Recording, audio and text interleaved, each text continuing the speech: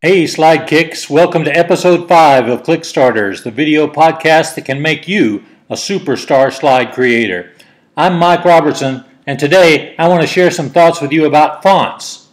Most presenters don't spend a whole lot of thought on what fonts to use in their presentation, but you really should.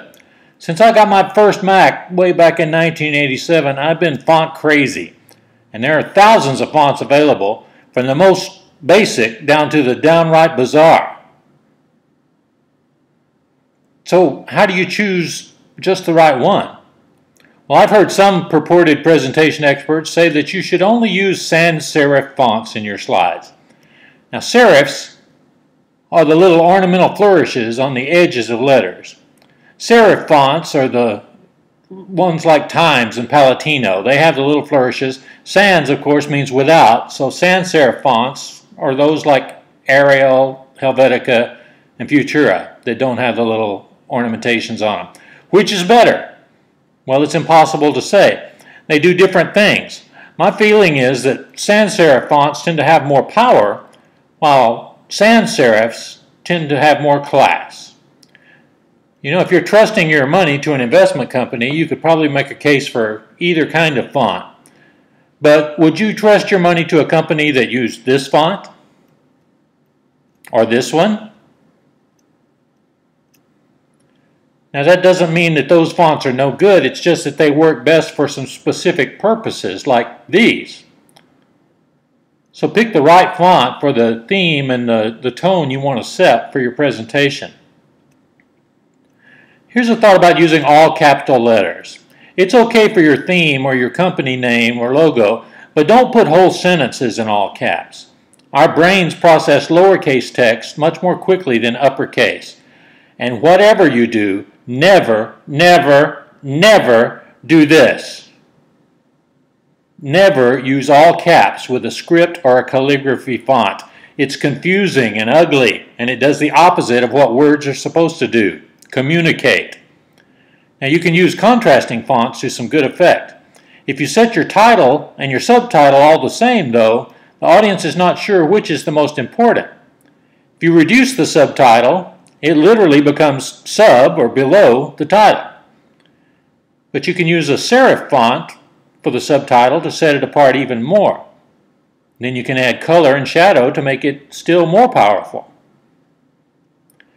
When it comes to putting type on screen, contrast is key. Nothing provides more contrast than black against white, but that can get monotonous.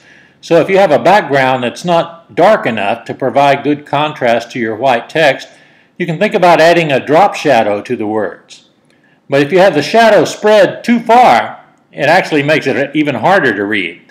So tighten up the spacing and you'll get better separation. Makes it a little easier to see the letters. And you might also think about using a bolder font to increase the contrast. One great effect you can do on your slides is having your words cut out of a background so that an image can show through it. Now, this is easy to do in Photoshop, but you can also do it right in Keynote. First thing you do is you set your type on a black background, and then you put it full screen and just take a screenshot of it. Then you can take the screenshot into Keynote and use the Instant Alpha tool, which is right up here. Use the Instant Alpha tool to select all the white parts of the letters. Then when you've done that, you click outside the graphic, and now all the letters have become cut out. So now you can put a gradient behind the letters, something like this, and you can set it to move slowly for a neat effect.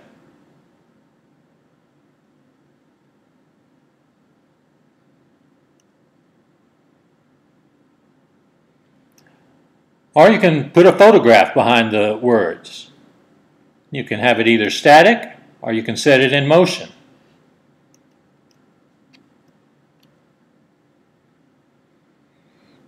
And you can even put a video clip or an animated GIF file behind your letters. If you put a GIF file back there, it can continue to play as long as your words are on screen. And here's one last effect for text. I set these words, hiring freeze, in a large size font with a solid shadow. Then I make a copy of those words, and I change the color to an icy blue. I align the blue letters right on top of the white letters. But then I set the blue words to appear with a wipe from top to bottom. Now watch the letters as this freezing effect happens. That's pretty cool, right? Of course, you can do the exact opposite too. If you're talking about how the markets are heating up, you can set your letters to wipe from the bottom to the top and choose a fiery color. Voila!